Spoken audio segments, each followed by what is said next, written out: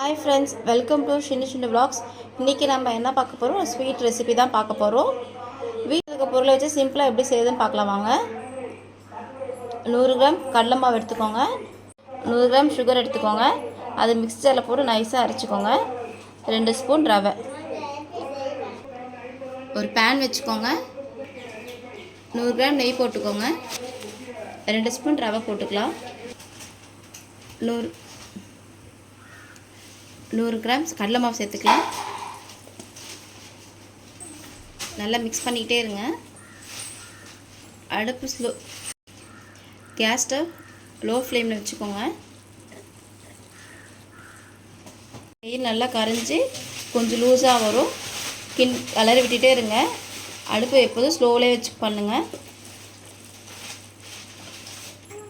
இப்போ சுகர் சேர்த்துக்கலாம்.